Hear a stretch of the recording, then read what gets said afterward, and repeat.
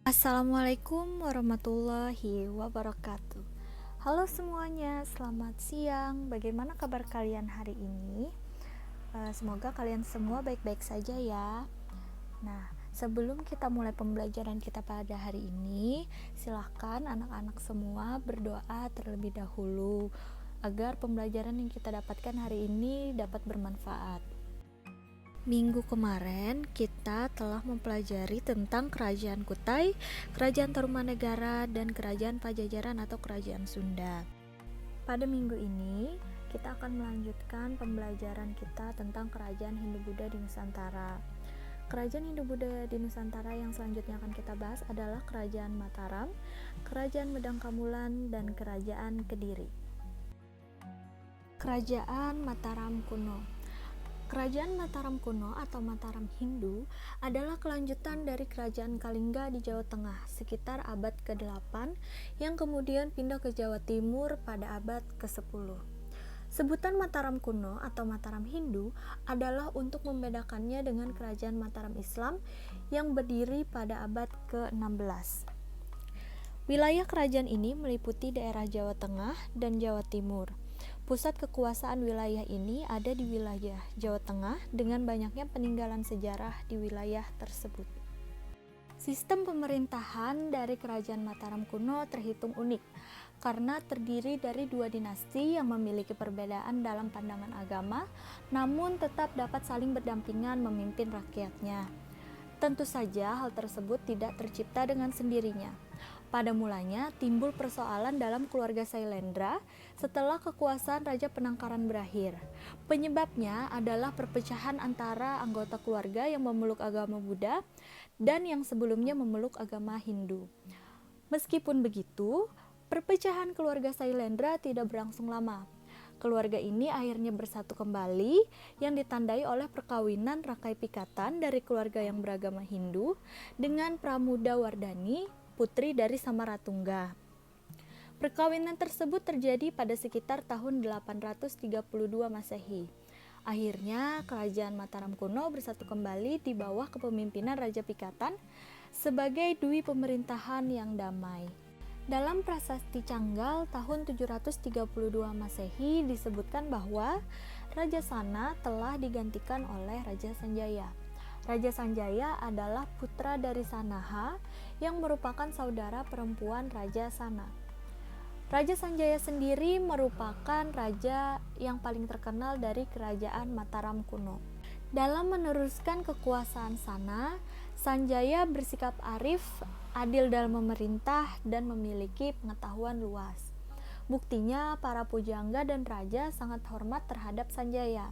Di bawah pemerintahan Raja Sanjaya, rakyat hidup makmur dan kerajaan menjadi aman serta tentram. Di bawah kerajaan Sanjaya pula, Mataram kuno mengalami masa keemasannya. Sanjaya juga dikenal sebagai raja yang benar-benar paham isi kitab suci. Selain itu, kerajaan ini juga sempat mengalami masa kejayaan di bawah kekuasaan raja terbesar lainnya, yakni Raja Belitung. Ia memerintah pada tahun 898 sampai 911 Masehi. Pada pemerintahan Belitung, bidang politik, pemerintahan, ekonomi, agama, dan kebudayaan mengalami kemajuan. Ia telah membangun Candi Prambanan sebagai candi yang anggun, megah dengan relief-relief yang sangat indah. Namun, tak lama setelah kekuasaannya berakhir, kerajaan ini mengalami kemunduran. Raja yang berkuasa setelah Belitung adalah Daksa, Tulodong, dan Wawa. Beberapa faktor yang menyebabkan kemunduran Mataram kuno antara lain adanya bencana alam dan ancaman dari musuh yaitu Kerajaan Sriwijaya. Selanjutnya, Kerajaan Medang Kamulan. Kerajaan Medang Kamulan terletak di Jawa Timur pada abad ke-10. Ibu kota dari Kerajaan Medang yakni Watugaluh yang sekarang merupakan sebuah desa di dekat Jombang di tepi aliran Sungai Berantas. Kerajaan bercorak Hindu ini merupakan kelanjutan dari Kerajaan Mataram. Pada abad ke-10, kerajaan ini dipindahkan oleh Sri Maharaja Rakai Hinosri Isana alias Empu Sindok ke Jawa Timur. Karena itu disebut juga Kerajaan Medang periode Jawa Timur. Empu Sindok adalah menantu dari Raja Wawa. Ia naik tahta pada tahun 929 Masehi dan dianggap sebagai pendiri dinasti baru bernama Dinasti Isana, mengikuti nama raja pertamanya.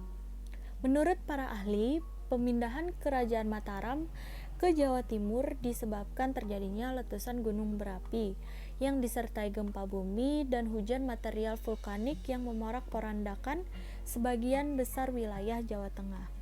Pada masa pemerintahan Raja Dharmawangsa, Medang Kamulan pernah menyerang Sriwijaya pada tahun 990 Masehi dan menguasai pesisir pantai Sriwijaya, sehingga hubungan Sriwijaya dengan dunia luar terputus. Sayangnya, pertempuran tersebut justru mengundang serangan balik.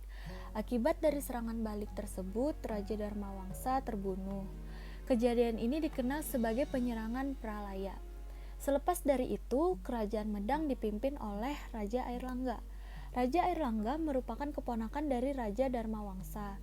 Ia merupakan anak dari Raja Bali Udayana yang menikah dengan Mahendradatta atau saudara dari Raja Dharmawangsa. Terpilihnya Raja Airlangga karena seluruh keluarga Raja Dharmawangsa telah terbunuh dalam penyerangan Pralaya. Runtuhnya kerajaan Medang Kamulan dimulai setelah dipimpin oleh Raja Airlangga. Kerajaan tersebut terpaksa dibagi menjadi dua kerajaan, yakni Kerajaan Janggala dan Kerajaan Kediri. Keputusan tersebut dilakukan oleh Raja Airlangga guna mencegah terjadinya perang saudara. Akhirnya, Kerajaan Medang diberikan kepada putra-putra dari selir Raja Airlangga, sehingga sejarah Kerajaan Medang berakhir di zaman pemerintahan ini. Yang terakhir yaitu Kerajaan Kediri. Setelah runtuhnya kerajaan Medang Kamulan, kerajaan tersebut dibagi menjadi dua kerajaan, yakni Kerajaan Jenggala dan Kerajaan Kediri. Wilayah Kerajaan Jenggala meliputi daerah Malang dan delta Sungai Berantas dengan pelabuhan meliputi Surabaya, Rembang, dan Pasuruan. Adapun wilayah Kediri meliputi Kediri dan Madiun sekarang. Kerajaan Kediri adalah kerajaan agraris dengan raja pertama Sri Samarawijaya. Pembagian wilayah kekuasaan tidak menghentikan perang antara kedua kerajaan bersaudara ini. Kisah perang saudara antara Jenggala dan Kediri kemudian diabadikan dalam sebuah kakawin atau kitab berjudul Bharata Ayudha tahun 1157 yang ditulis oleh Empu Sedah dan Empu Panuluh. Ketika berhasil menguasai Jenggala pada masa pemerintahan Jayabaya, Kediri menjadi satu-satunya kerajaan yang berdiri di Jawa Timur pada masa tersebut. Jayabaya adalah Raja Kediri yang sangat terkenal dengan ramalan-ramalannya. Ia juga dikenal sebagai seorang sastrawan. Pada masa pemerintahannya, Kediri mencapai puncak kejayaan, tidak saja berkembang sebagai negara agraris, tapi juga sebagai kerajaan maritim. Sesudah Jayabaya, ada seorang raja yang cukup terkenal yaitu Raja Kameswara. Ia terkenal pada masa pemerintahannya karena sastra Jawa berkembang pesat. Masa pemerintahan Kameswara tidak lama. Pada tahun 1185, ia digantikan oleh Kertajaya. Pada masa pemerintahannya, situasi Kediri penuh ketidakstabilan. Pokok permasalahannya adalah perselisihan dengan para Brahmana. Bersekutu dengan para Brahmana, seorang Akuwu atau bupati dari Tumapel, salah satu bagian dari Kediri bernama Ken Arok, mengalahkan Kertajaya dalam pertempuran di Gantar tahun 1222. Meninggalnya Kertajaya dalam pertempuran tersebut menandai berakhirnya kekuasaan dinasti Isyana di Jawa Timur. Sekian dulu penjelasan dari Ibu tentang kerajaan-kerajaan Hindu-Buddha di Indonesia. Semoga apa yang Ibu sampaikan dapat bermanfaat bagi kalian semua. Terima kasih atas perhatiannya. Wassalamualaikum warahmatullahi wabarakatuh.